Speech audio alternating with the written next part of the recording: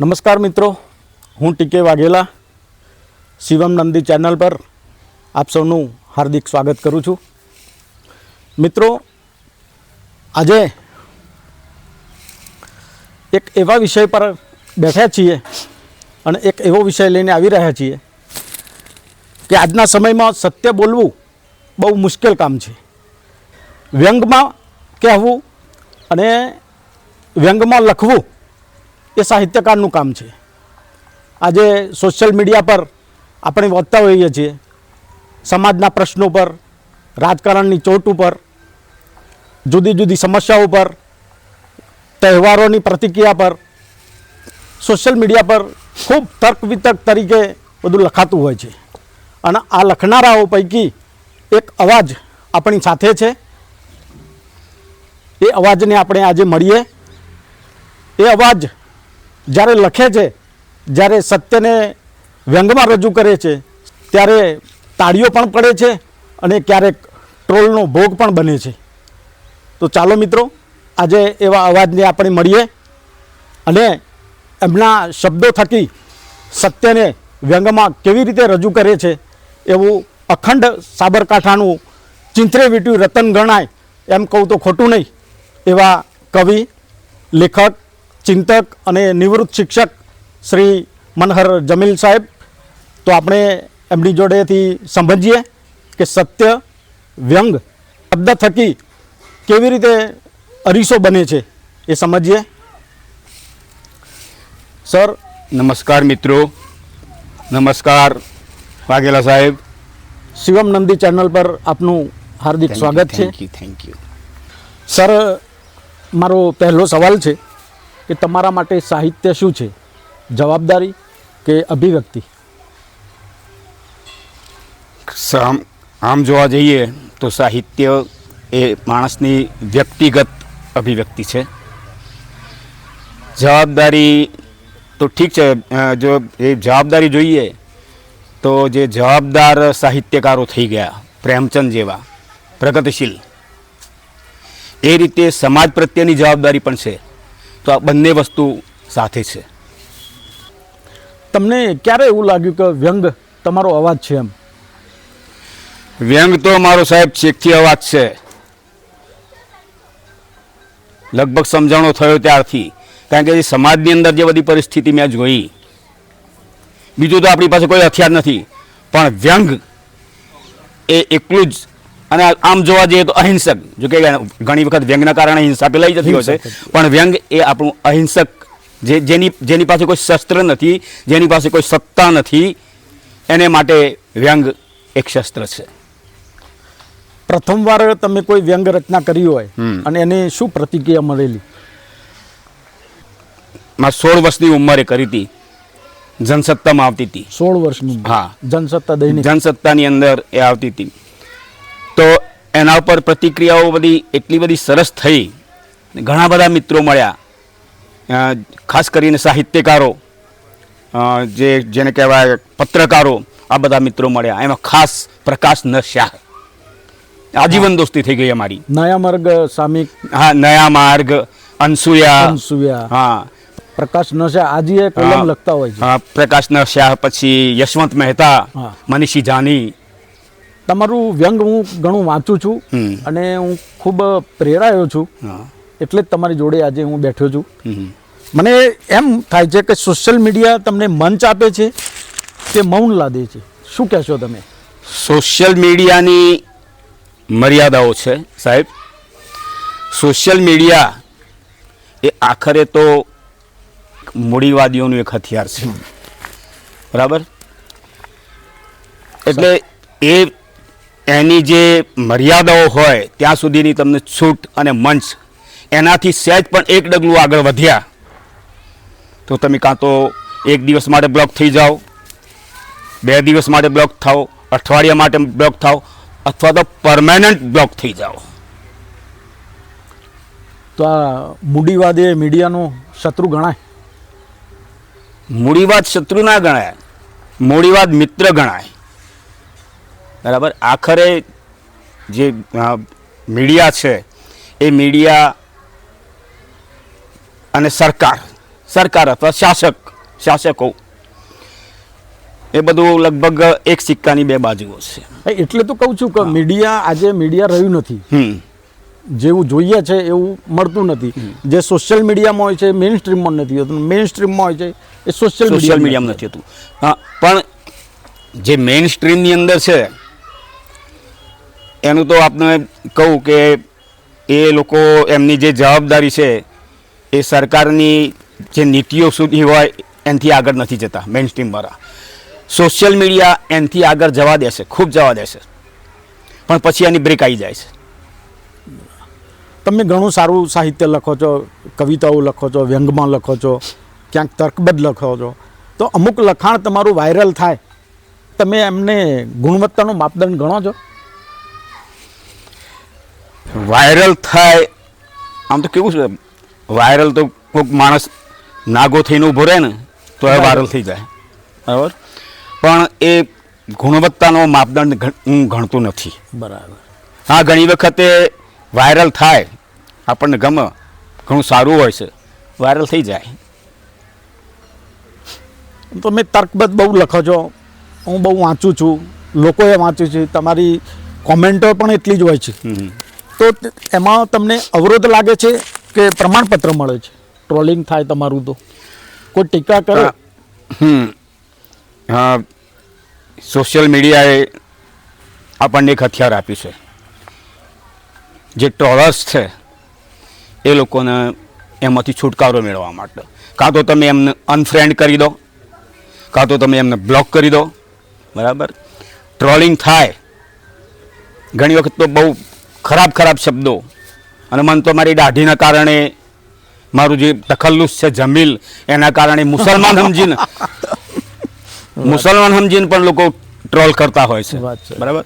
પણ સાહેબ, કાં તો એમ લાગે અડધા મગજના માણસો, એ તો સાબિતી છે, ચોક્કસ છે કે ટ્રોલ કરનારા માણસો મોટે ભાગે અડધા મગજના જ હોય છે.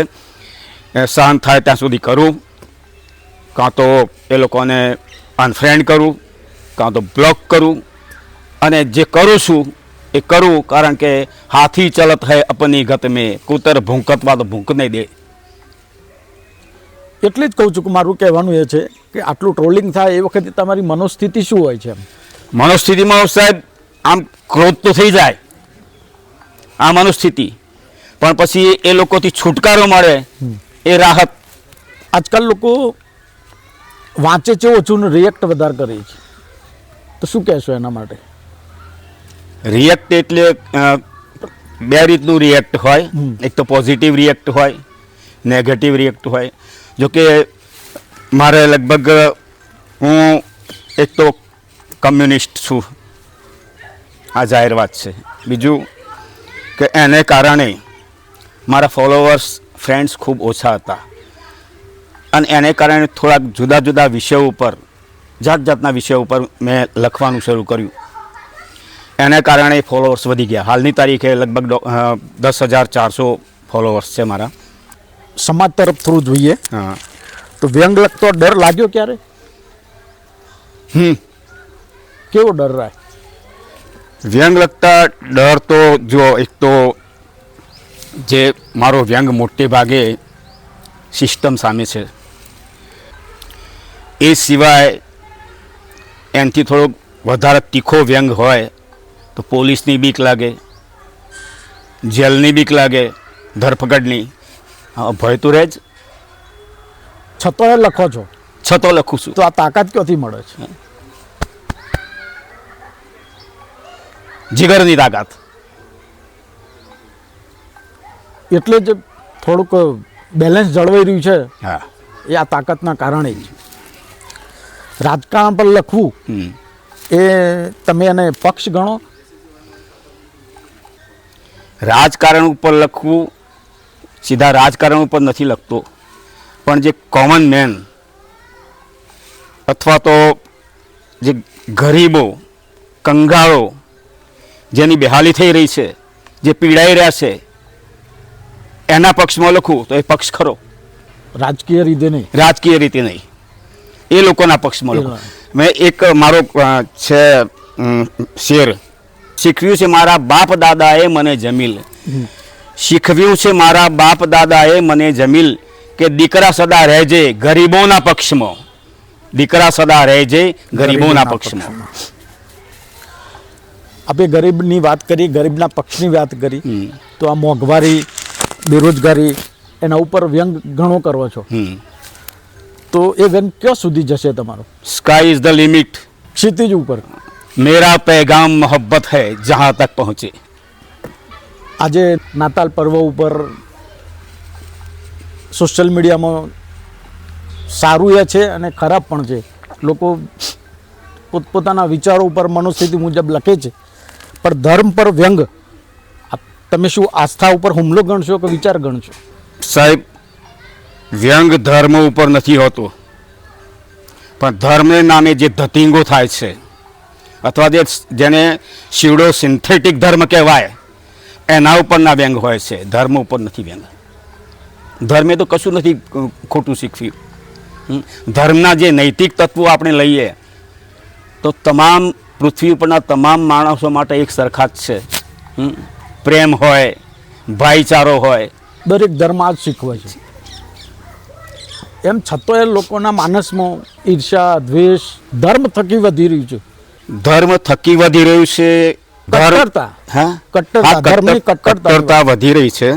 પણ ધર્મનો જેણે હથિયાર તરીકે ઉપયોગ કર્યો મત માટે, જીતવા માટે, સત્તા ઉપર આવવા માટે, એ લોકોએ ધર્મનો જે ઉપયોગ કર્યો હથિયાર તરીકે, એને કારણે કટ્ટરતા વધી ગઈ છે. અને જે હાથા બને છે એ લોકોને ખબર નથી. એ પોતાના પગ ઉપર જ માણસો કુહાડા મારી રહ્યા છે. આજે દરેક તહેવાર, હિન્દુ હોય, મુસ્લિમ હોય કે ક્રિશ્ચન હોય કે કોઈ પણ ધર્મના, દરેક ધર્મના તહેવારો ખર્ચાળ બની રહ્યા છે. તો તમે એ તહેવારોને ભાવના ગણશો કે બજાર, માર્કેટ? ભાવના. તહેવાર ગરીબોનો પણ હોય, એ જ તહેવાર અમીરોનો પણ હોય છે. ગરીબના ઘેર કશું નથી હોતું, ના મીઠાઈઓ, ના ફટાકડા, કશું નહીં. પેલાના ઘેર જાહો જલાલી હોય છે, બરાબર. હવે એક જણ જે દારૂ ખાવાનું, આ તો દિવાળીનો તહેવાર લઈએ, એક જણ દારૂ ખાવાનું ફોડે એટલે બીજો આ એક દેખાદેખી છે, એનાથી વધારે લાવવાનો, એનાથી મોટો જલસો કરવાનો. આ છે દેખાદેખી તો છે જ. એટલે ભાવના રથી ભાવના તો લગભગ લુપ્ત થઈ ગઈ છે. પહેલાં જે ભાવનાઓ હતી અમારા વખત, અમે જે નાના હતા, અમારા કાળમાંથી લગભગ 60-70 વર્ષ પહેલાં, એ ભાવનાઓ લગભગ એ લોપ થઈ ગઈ છે. તેલનું કોડિયું નહીં પણ ચીનનું કોડિયું કામ કરે. આવા વાતાવરણ વચ્ચે જ્યારે કોઈ સંવેદનશીલ વિચાર ઉપર તમે વિષય પર લખો એ વખતે કંઈ ધ્યાન આપો છો ખરા કે મારે આ સંવેદનશીલ વિષય પર હું લખી રહ્યો છું તો મારે આટલું ધ્યાન રાખવું જોઈએ? મર્યાદાઓ એવી કોઈ? મર્યાદાઓ તો રાખવી જ પડે, કારણ કે સિસ્ટમનો ડર છે, શાસનનો ડર છે, પોલીસનો ડર. એટલે એ મર્યાદાઓ રહી અને એ રીતે લખવું કે જેથી કરીને મર્યાદાનો ભંગ પણ ન લાગે અને આપણું તીર જે એના નિશાન ઉપર વાગે. આ ડર દૂર થાય એના માટે તમારો કોઈ થિંકિંગ? ડર તો વ્યાપી ગયો છે, દરેકમાં ડર ઘૂસી ગયો છે. એના ઉપર થિંકિંગ ડર ઓછો થાય એના માટે શું કરી શકીએ? એમ બદલાવ કઈ રીતે આવે? કારણ કે જ્યાં સુધી હવે તમે લખવાના જે માણસો આજે અત્યારની સમસ્યાઓ પર લખે છે એ લખવાના એટલે સામે ડર હશે, સામે જેલના સળિયા હશે, પોલીસ હશે, સરકાર હશે. ઘણા પહેલાંની જમાનામાં અથવા તો સલમાન રશ્દી કહો, ચંદ્રભાઈ ભટ્ટ, એમનું એક પુસ્તક હતું ભઠ્ઠી, એ અંગ્રેજોના વખતમાં એ જપ્ત થયેલું, મેઘાણીનું જપ્ત થયેલું. તો અત્યારે તો એ ત્યાં અંગ્રેજોના જમાના કરતાં અત્યારે બહુ મુશ્કેલ પરિસ્થિતિ છે. એટલે ડર તો રહે જ. તો કવિતા અને વ્યંગ વચ્ચે શું ફરક જુઓ છો તમે? સાહેબ, એક વાત આપને ખાસ કરું, મેં કવિતાની કોઈ ટ્રેનિંગ નથી લીધી. જે અંદરથી નીકળે એ લખું છું. ઘણી વખત કદાચ જોડકણા પણ હશે, એક મારો શેર છે, તુકબંધી બાદ છું, તુકબંધીઓ જ કરું છું, તુકબંધી બાદ છું, ઠોઠેશ છું, ઠોકેશ છું, આ ટોકાટુક કરું છું ને, તુકબંધી બાદ છું, ઠોઠેશ છું, ઠોકેશ છું, શૂન્ય કેરા દાખલાઓની વધેલી શેષ છું. સરસ સરસ. શૂન્ય કેરા દાખલાઓની વધેલી શેષ છું. કોઈ એક લાઈન સમાજને હચમાવી શકે એવું તમે માનો છો? એક વાક્ય યસ સમાજમાં ઓફ કોર્સ ધ્રુવીકરણ? આઝાદી સંગ્રામ વખતે જેનો સૂરજ દુનિયા ઉપર આથમતો નહોતો એવી અંગ્રેજ સલ્તનત એને હઠાવવી જેમ તેમ માણસનું કામ નહોતું.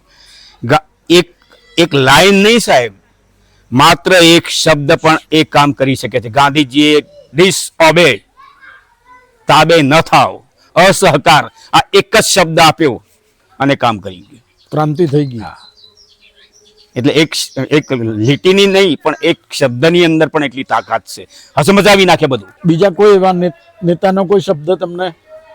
મને તો માર્ક્સના જ યાદ આવે. હા હા. દુનિયાના મજૂરો એક થાવ, તમારે તમારી જંજીરો સિવાય કશું ગુમાવવાનું નથી, બદલામાં મળશે આખી દુનિયાનું રાજ. મજૂરોની આપણે વાત કરી, તાજેતરમાં મજૂર કાયદાઓ સુપ્રીમ કોર્ટના થકી થઈ રહ્યા, એની ઘણી ચર્ચા થાય છે. એ વિશે આપ, એટલે મજૂર સંગઠનો સ્વીકારતા નથી. મજૂર સંગઠનોમાં કેવું, મજૂર સંગઠનો સાહેબ જે છે ને બે પ્રકારના છે. એક તો ડાબેરી સંગઠનો અને બીજા જમણેરી સંગઠનો. અત્યારે એવું થયું છે ને કે જમણેરી સંગઠનો જે છે એ જોરમાં છે. તમે કોઈ પણ કર્મચારીઓના સંગઠનો હોય ગમે તે હોય, એની અંદર જમણેરી માણસો એ ઘૂસી અને સત્તા, એના જે પ્રમુખો અથવા તો મંત્રીઓ એ બની ગયા છે. એ લોકો જે યુનિયનના સભ્યો હોય એ સભ્યોની જે માગણીઓ કર કર કર કરે એ લોકો. પછી ચૂંટણીની નજરમાં રાખીને હા કે ચૂંટણી નજીકમાં છે યુનિયનની, તો એ વખતે હડતાળ પાડી દેવાની, માગણી રજૂ કરવાની, રેલીઓ કાઢવાની, દેખાવો કરવાના, ધરણા કરવાના, અને પછી સરકાર બોલાવે એ લોકોને, સરકાર બોલાવે, અંદર ખાને જઈને ચા નાસ્તો કરી, કેમ છે, ઠીક છે ભાઈ, સરકારે સહાનુભૂતિપૂર્વક વિચારણા કરવાની ખાતરી આપી છે અને આપણા પ્રશ્નો એ હવે હલ થઈ જશે. એ પાછું 5 વર્ષ પછી પાછું એ એટલે સંગઠનોમાં નૈતિકતા રહી નથી એવું માનો છો? અત્યારે છેક પટ્ટાવાળાના યુનિયનથી માંડી અને છેક સુધી કર્મચારીઓના કહો કે એનાથી આગળના જે આઈએએસ કે જે એ કેડરો હોય એ લોકોના બધાના જે યુનિયનો હોય એ બધાના યુનિયનોમાં જે નેતાગીરી છે એ આ લોકોના હાથમાં છે. ઘણું બધું લખો છો એટલે પૂછવાનું થાય છે કે જે લેખકે તટસ્થ રહેવું જોઈએ કે અસ્વસ્થ રહેવું જોઈએ? હા, તટસ્થ ના રહેવાય. તટસ્થ શબ્દ જ ખોટો છે. તટસ્થનો મતલબ કે અહીં રેપ થઈ રહ્યો હોય અને તમે બેઠા બેઠા જોયા કરો, એ બરાબર નથી. કાં તો તમે કૂદી પડો, કાં તો પલાયન થઈ જાઓ. તટસ્થ એ પલાયનવાદ જ છે સાહેબ, મારી દ્રષ્ટિએ પલાયનવાદ છે. તટસ્થ માણસ એ લગભગ એ માણસ દૂધમાં અને દહીંમાં પગ રાખતો હશે અને પોતાની જાતે તટસ્થ માનતો હોય છે. બંને બાજુ લાભ. હા, કાં તો તમે આ બાજુ રહો, કાં તો આ બાજુ રહો, પણ એક બાજુ રહો. આજે ઘણા યુવાનો લેખન તરફ આગળ વધી રહ્યા છે, એમને શું સંદેશો આપવા માંગો છો? નો મેસેજ ઇઝ માય મેસેજ. લખો, જે ફાવે લખો. કારણ કે કોઈની શિખામણ, શેઠની શિખામણ જાપા સુધી હું શિખામણ આપું એનો કોઈ અર્થ નથી. લખવાના છે, લખશે. અને હું તો કહું છું લખો, તે જે ફાવે લખો, મૌન ના રહો, લખો. ઘણા લેખકો લખતા હોય છે, એમના પુસ્તકો માર્કેટમાં ન આવે, એટલે વિચાર વેચાય નહીં, ત્યારે શું કરવાનું? શું ફરતી પુસ્તક લખ્યું કોઈએ અને માર્કેટમાં ચાલ્યું નહીં, તો એમનો વિચાર વેચાયો નહીં, ત્યારે શું કરવાનું? જો કે મારી વાત કરું, એની રફ કોપી બનાવી હતી, એ લઈ અને પ્રકાશકો જોડે ગયો.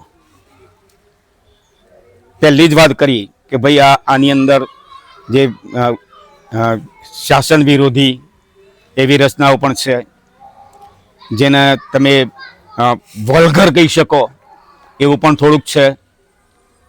છાપશો તો મને 2-3 પ્રકાશકોએ કહ્યું કે જો ભાઈ અગાઉથી અમારા ઉપર ઘણા કેસ ચાલે છે, એટલે અમે ફરતી આમાં પડવા માંગતા નથી, એક નવો કેસ ઊભો કરવા માંગતા નથી. છેવટે ઘેર આવ્યો તો એક મિત્રએ મને બતાવ્યું એક ઠેકાણું અમદાવાદ આશ્રમ રોડ ઉપર, શાર્દુલ પ્રેસ કરીને. એ તૈયાર થઈ ગયા, પ્રકાશના શાહના મિત્ર હતા, તૈયાર થઈ ગયા અને છાપી નાખ્યું. પણ વેચાવાની વાત, રીડિંગ ખૂબ ઘટી ગયું છે, ખૂબ એટલે લગભગ નહીવત રીડિંગ થઈ ગયું છે. કદાચ વાંચતા થોડોક છાપાના પાના ફેરવી લેતા હશે ઝડપથી, મારા ઘેર પણ એવું જ છે. તો એના કારણે એક જ દાખલો આપું. ફંક્શન રાખ્યું એણે એના પુસ્તકોનું લોકાર્પણ કરવા માટે, ઘણું બધું માણસ ભેગું થયેલું હોલમાં. તો એ ફંક્શન પૂરું થયું પછી જમવાનું હતું. તો મોટા ભાગના માણસો, હા, એણે જે એના જે પુસ્તકો હતા ને એનો દરેક પુસ્તકનો સેટ એક જે હાજર રહેલા એ બધા માણસોને આપેલો. જમવાનું શરૂ થયું એટલે બધા ખુરશી ઉપર સેટ મૂકીને જતા રહ્યા. જમીન સીધા રવાના, ખુરશીઓ પર બધા એના સેટ જ પડેલા. એ માણસ બહુ ડિપ્રેશનમાં આવી ગયો સાહેબ. એ દિવસથી મેં નક્કી કર્યું કે રસ વગરના માણસને કોઈ દિવસ પુસ્તક ના આપવું, ભલે સરી જાય. મારે ક્યાં મારા પુસ્તકો ઉધઈ ખાઈ ગઈ.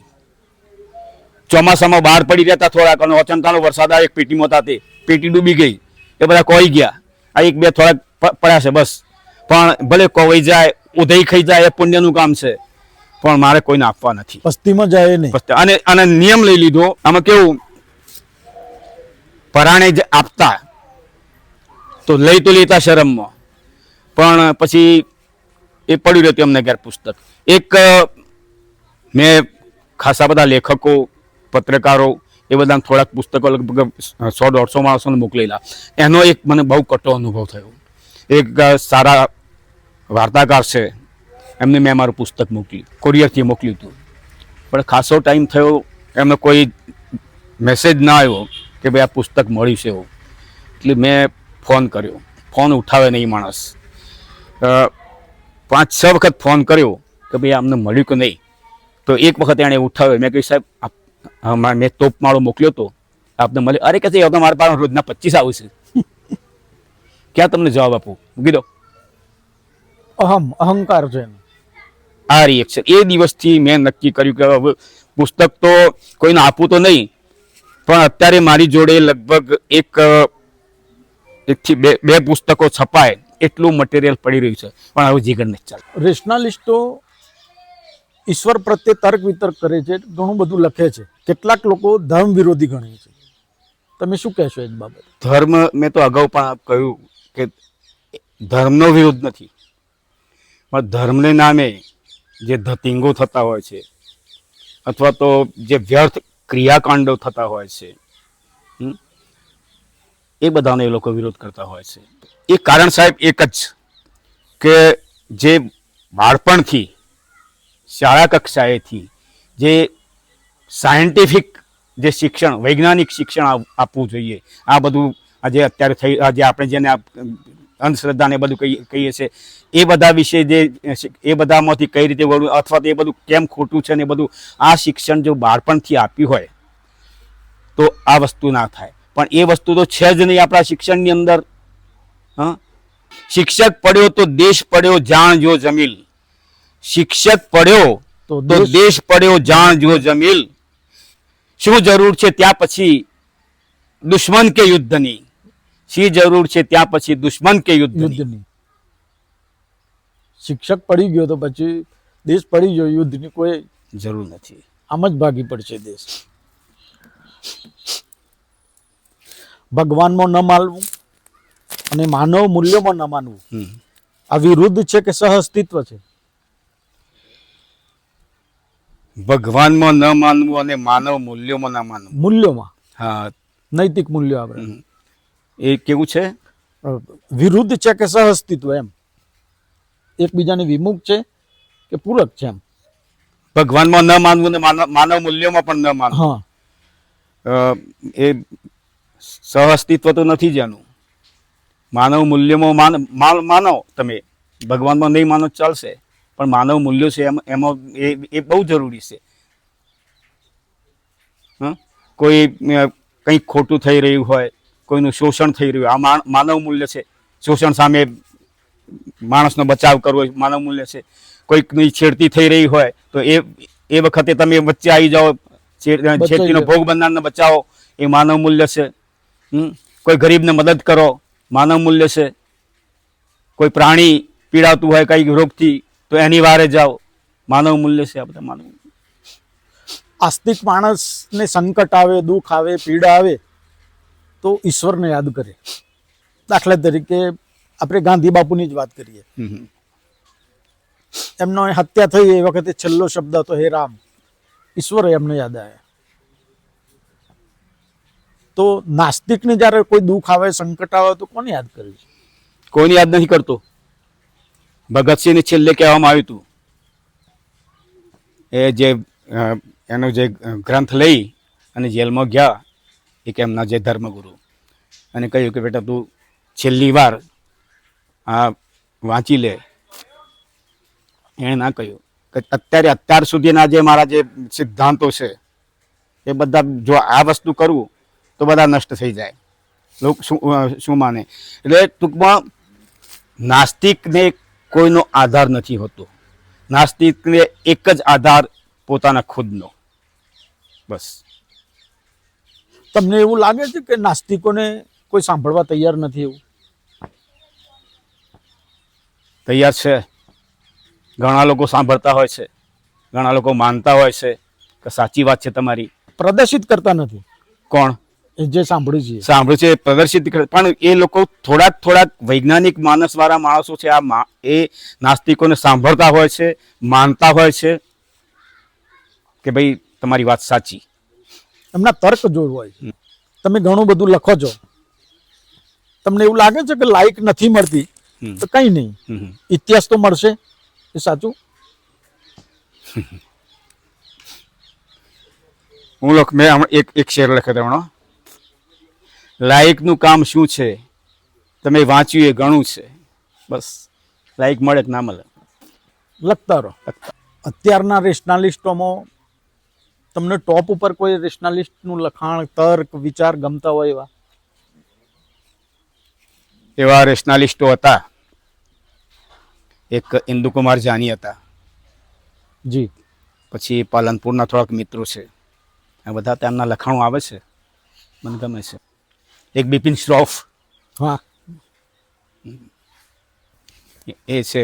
આ જશવંત મહેતા કે એને પણ કહી શકાય. મનીષી જાની છે. આપણે સમાપન તરફ જઈ રહ્યા છીએ, તો અમારા દર્શકોને કોઈ સંદેશો આપવો હોય તો? દર્શક મિત્રો, સંદેશો તો મારો એ જ છે કે આ કેવું લાગ્યું, કોમેન્ટો તો આવે છે ને અંદર, તો કોમેન્ટોમાં જણાવજો કંઈ. અને આપ સૌને મારો ખૂબ ખૂબ પ્રેમ, ખૂબ ખૂબ શુભેચ્છાઓ. ઇશ્ક હી રબ, અમારે માટે, નાસ્તિકો માટે इश्क ही रब,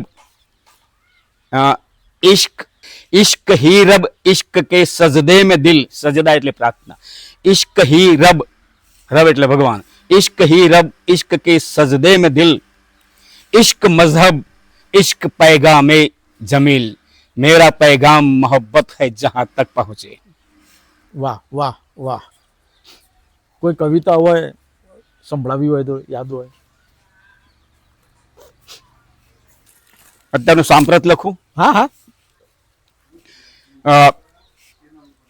રચનાનું ટાઇટલ છે હાલાત એ હિન્દ. આ જે મારી રચના છે એ નયા માર્ગ અને અનસુયા એ બે સામયિકોમાં છપાયેલી છે. તો આ રચના પ્રસ્તુત છે. કોઈ કરતું એક ટાણા, અત્યારનો જે સાંપ્રત પરિસ્થિતિ છે એના ઉપરની આ રચના છે.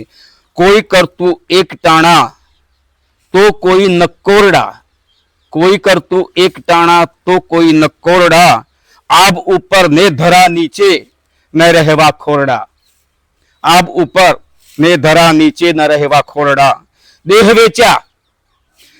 વેચ્યા અંગો પાંગો ને રુધિર વેચી દીધા, દેહ વેચ્યા અંગો પાંગો ને રુધિર વેચી દીધા, ને હવે વેચે છે ખુદના વાલ છોયા છોરડા, ને હવે વેચે છે ખુદના વાલ છોયા છોરડા, જ્યાં પડે કાને ચમત્કારો, જ્યાં પડે કાને ચમત્કારો ત્યાં હળિયો કાઢતા, જ્યાં પડે કાને ચમત્કારો ત્યાં હળિયો કાઢતા, આંખથી દદડી રહ્યા છે લાય જેવા ફોરડા, વાહ વાહ. આંખથી દદડી રહ્યા છે લાય જેવા ફોરડા, હારી થાકીને હવે ફરિયાદ પણ છોડી દીધી, હારી થાકીને હવે ફરિયાદ પણ છોડી દીધી, રામ રાખે તેમ રહેતા ને સહે છે કોરડા, રામ રાખે તેમ રહેતા ને સહે છે કોરડા, ધર્મનો થઈ ગયો છે જય જયકાર આખા દેશમાં, ધર્મનો થઈ ગયો છે જય જયકાર આખા દેશમાં, મોક્ષ લેવા લોક લટકી જાય બાંધી દોરડા, મોક્ષ લેવા લોક લટકી જાય બાંધી દોરડા. દોરડા. વાહ વાહ. Thank you. મિત્રો, આજના પોડકાસ્ટમાં એક સ્પષ્ટ થયું કે શબ્દ એ શસ્ત્ર નથી, પણ યોગ્ય વ્યક્તિના હાથમાં આવી જાય તો સિસ્ટમને અરીસો બતાવી શકે છે. આજે આપણે જોયું એક સાહિત્યકારનો વ્યંગ હસાવે છે તો ક્યારેક એમનો વિચાર આપણને મૌન કરી દે છે. માત્ર એટલું સ્પષ્ટ અને સમજાય છે કે હંમેશા લખતા રહો, કારણ કે મૌન ખૂબ ખતરનાક છે. સર, અમારી ચેનલ પર આપ મહેમાન થયા, આપનો હૃદયપૂર્વક ખૂબ ખૂબ આભાર. ફરી ક્યારેક મળશું. આભાર તો આપનો સાહેબ કે તમે જે મને આ પ્રસિદ્ધિ આપી, મને એ લાયક સમજ્યો. Thank you. મિત્રો, પોડકાસ્ટનું અહીંયા સમાપન કરીએ છીએ. આ વિડીયો જો આપને ગમ્યો હોય તો લાઈક કરજો, શેર કરજો અને અમારી શિવમ નંદી ચેનલને સબસ્ક્રાઈબ કરશો. ફરી મળીશું કોઈ નવા મહેમાન સાથે, નવા વિચાર સાથે, નવા વિષય સાથે. ત્યાં સુધી નમસ્કાર. Thank you friends.